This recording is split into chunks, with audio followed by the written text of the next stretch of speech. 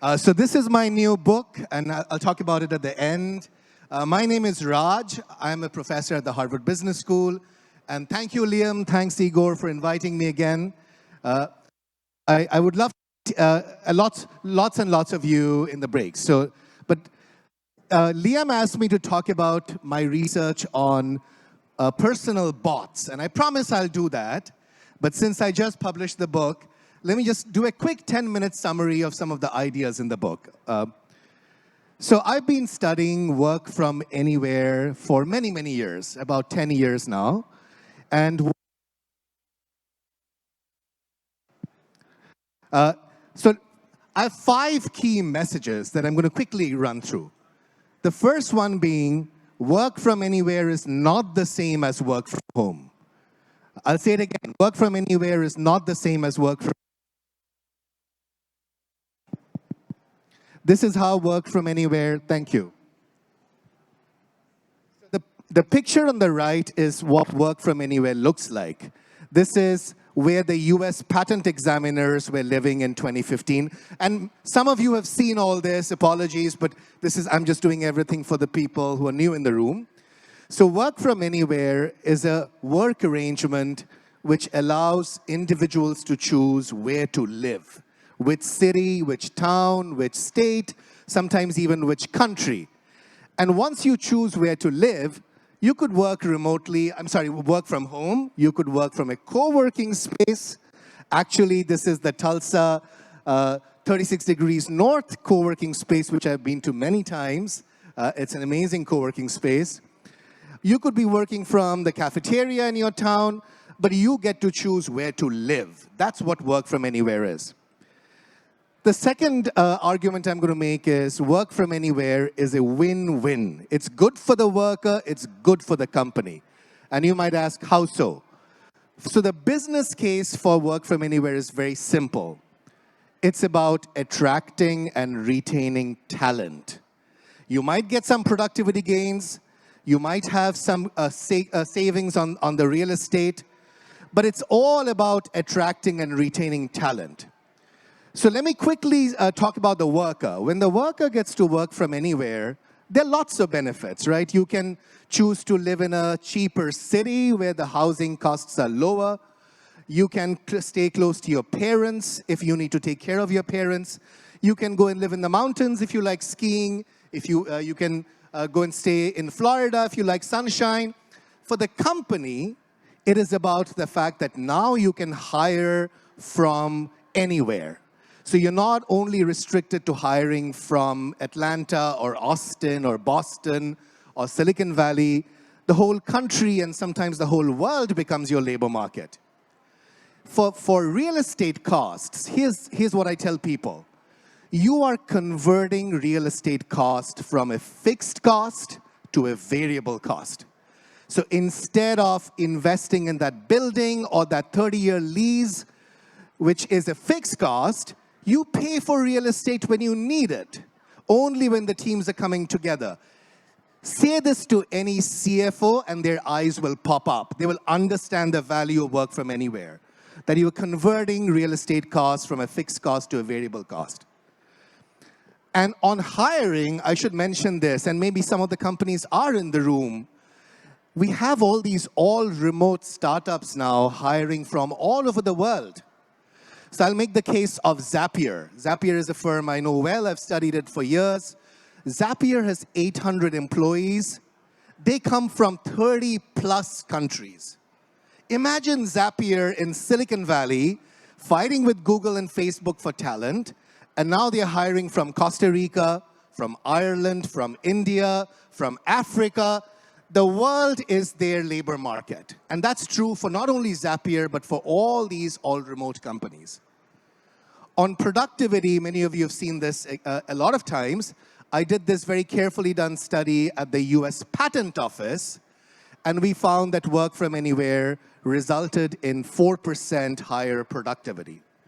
So that goes the business case. I want to share 2 quick examples in terms of companies or organizations that are indeed working from anywhere. So people ask me, Raj, are these only startups? No, the answer is no. Atlassian is working from anywhere.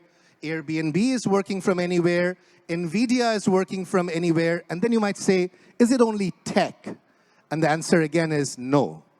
So this is the European Central Bank, the ECB, the world's second largest federal bank. They have a policy of 110 days working from anywhere. 90 days anywhere within Europe, 20 days anywhere in the world.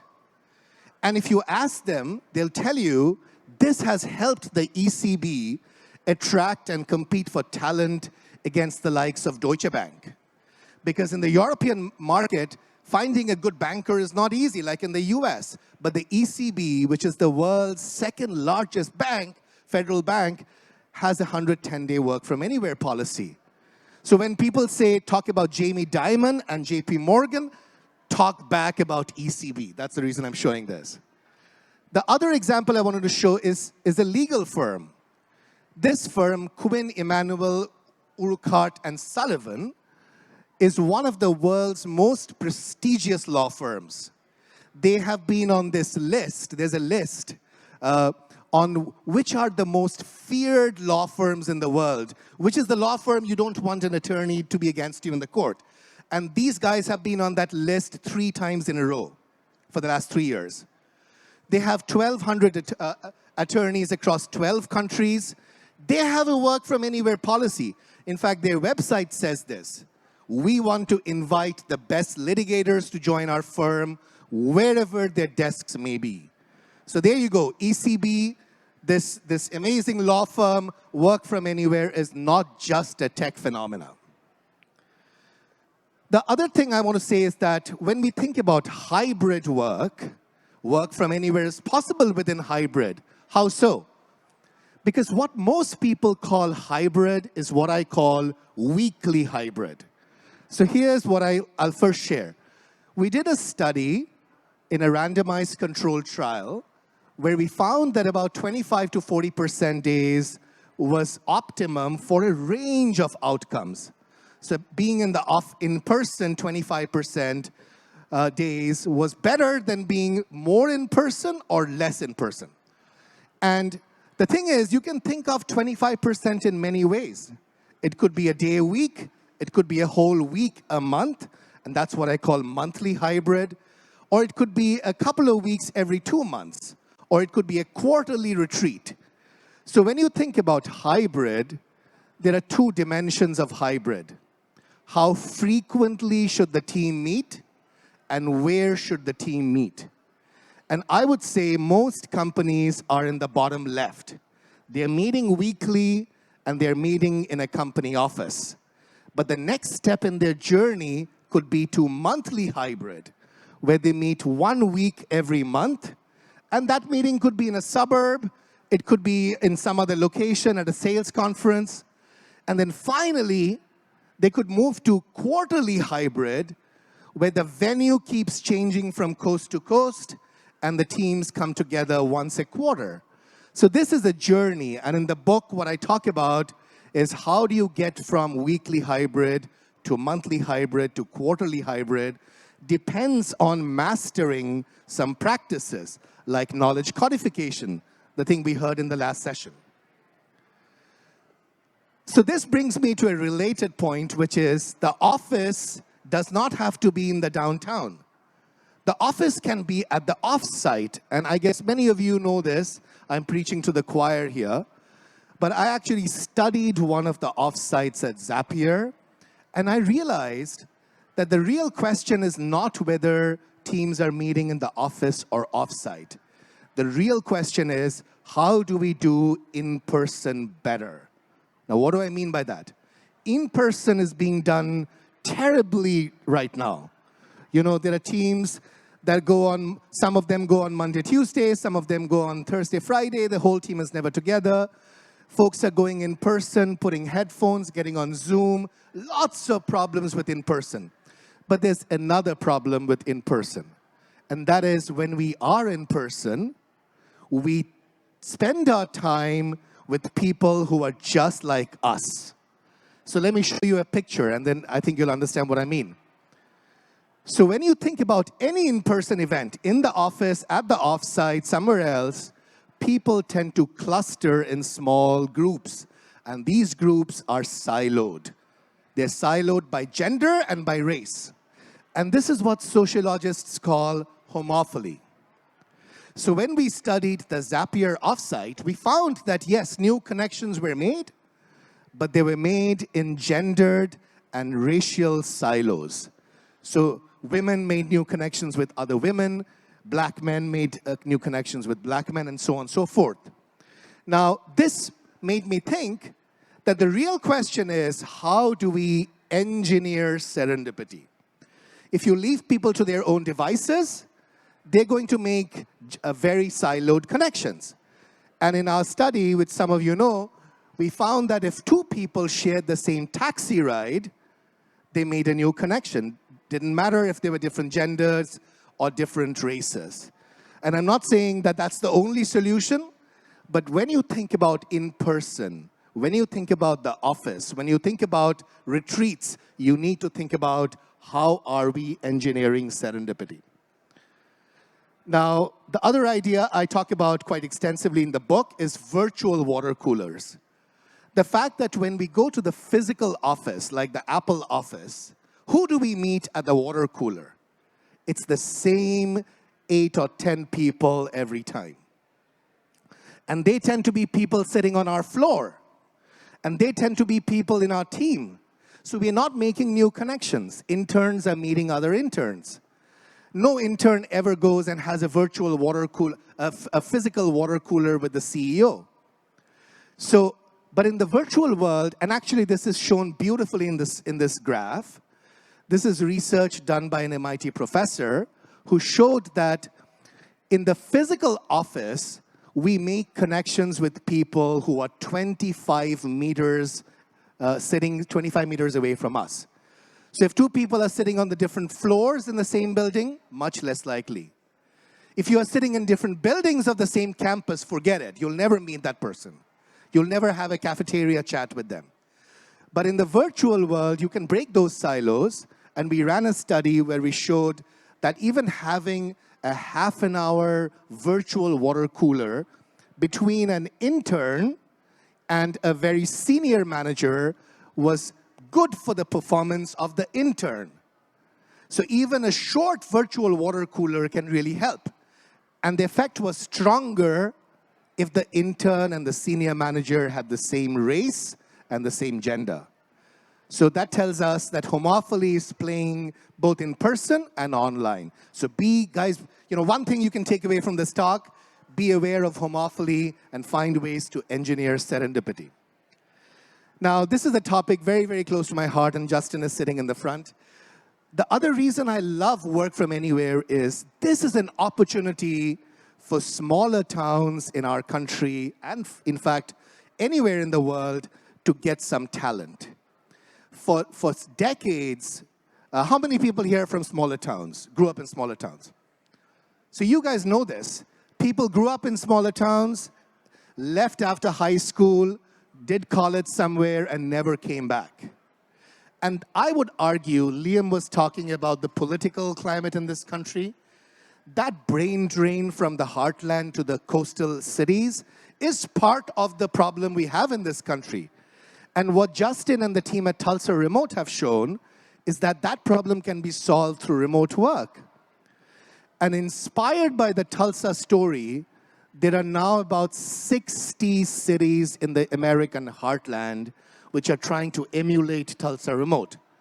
They have incentive programs for remote workers to come and live in their town.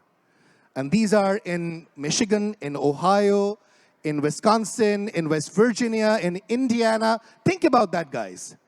This is where the Republican mayors of the country have figured out that remote work is good for their towns. They just need to take their voice to Washington, D.C. now, and then maybe we'll see the picture that Liam suggested in his talk. So I would say remote work is a level playing field, creates a level playing field for the heartland and for the smaller towns all over the world. And in our study with Tulsa Remote, we found that the remote workers benefited by going to Tulsa. They saved a bunch of money on housing, and the city benefited through tax dollars, consumption dollars, volunteering hours, and now many of these remote workers and their partners are starting new businesses in Tulsa. So, and this is playing out globally. Liam talked about Canada. Globally, about 55 countries now have special visas for remote workers. So if you're a remote worker and you can prove to their governments you are a remote worker, you will get a special visa from Portugal or Spain or Brazil or Mexico or Canada, or New Zealand did one about a month back. So you can travel the world as a young remote worker and gain lots of new experiences. Now, let me come to the AI part of the talk, and I guess I have 10 minutes left, so I'll try to wrap up in 5 minutes and then do a Q&A. So some of you have seen this last year, where one of the criticisms of remote work and distributed work has been, is it only for white-collar workers? Is it only for people who have a computer and can work from a desk? And the answer is no.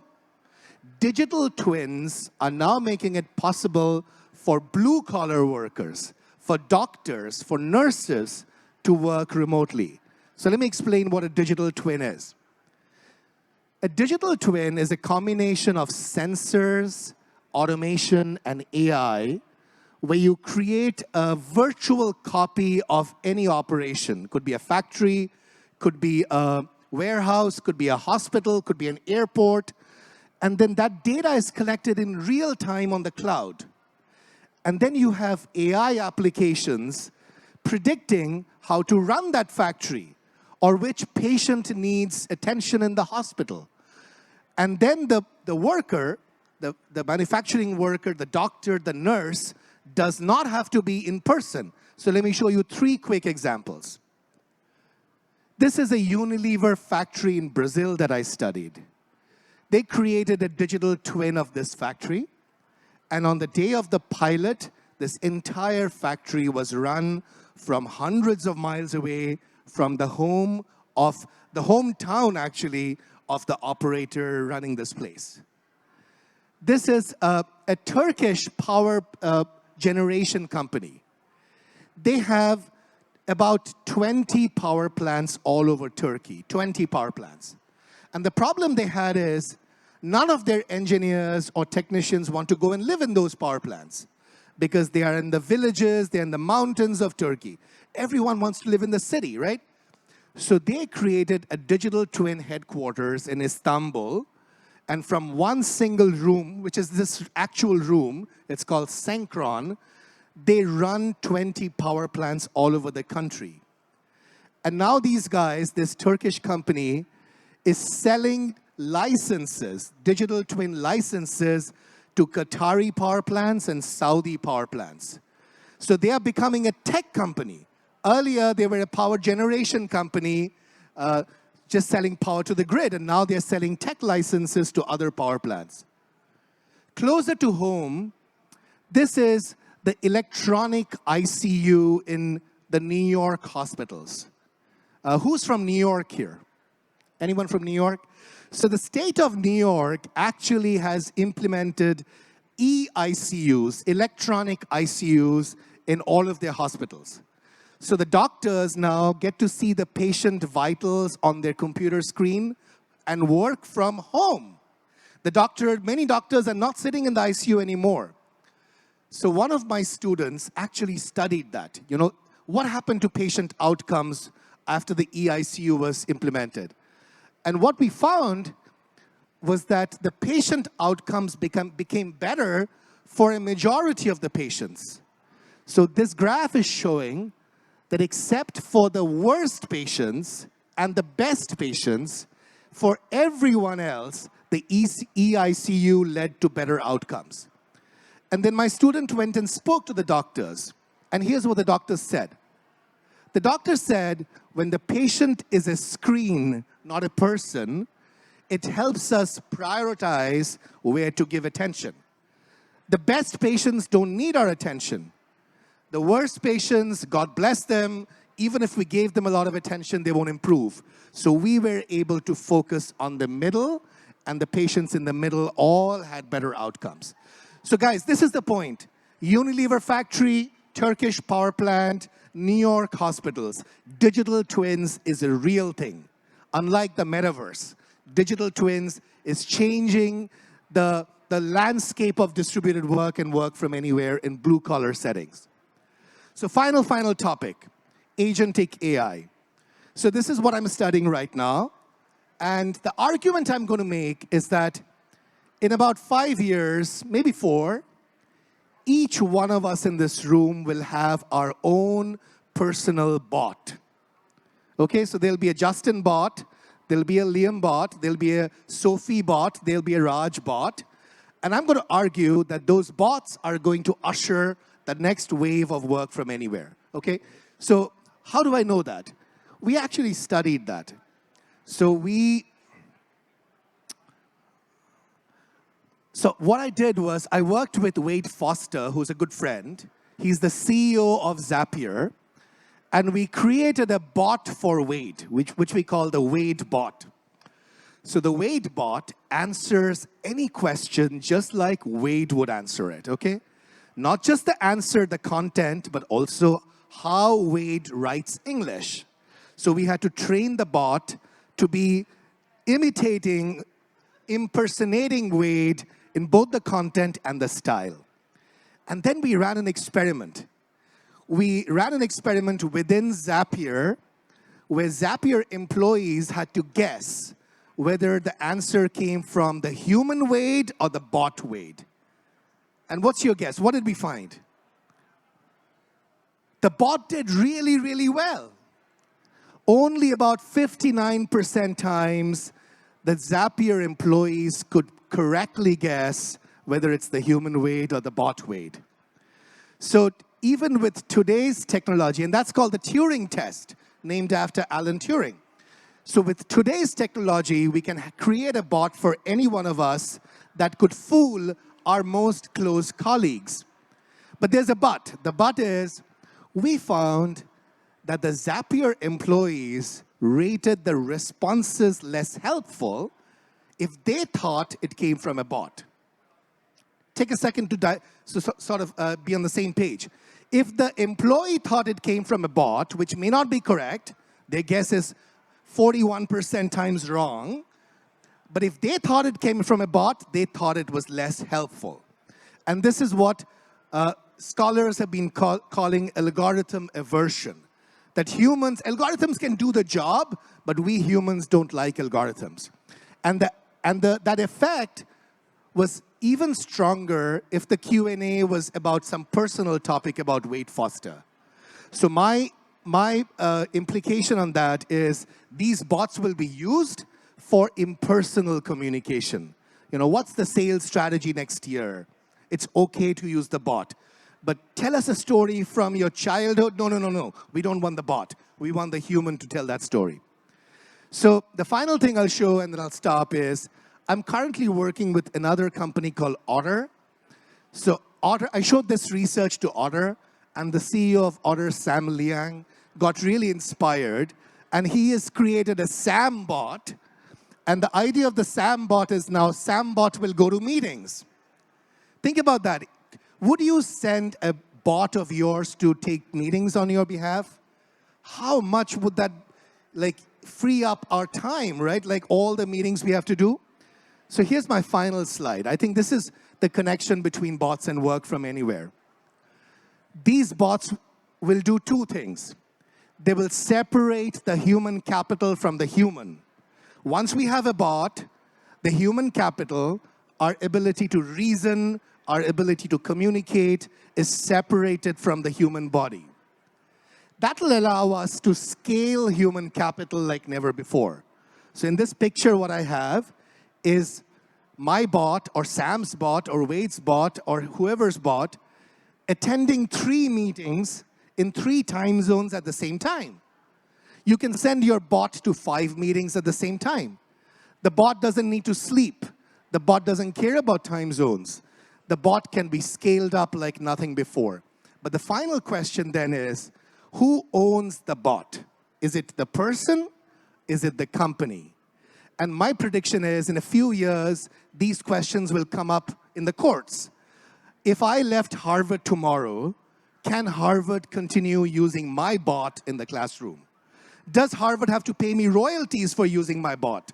We don't know the answers, and I can bet you these questions will come up in the courts very, very soon. So that's all I had, guys. This is the book. This is the QR code. And the folks from Book People will set up a stall in half an hour and sell the books. I'm happy to sign them. But thank you again, Liam and Igor, and look forward to meeting many of you. Thank you.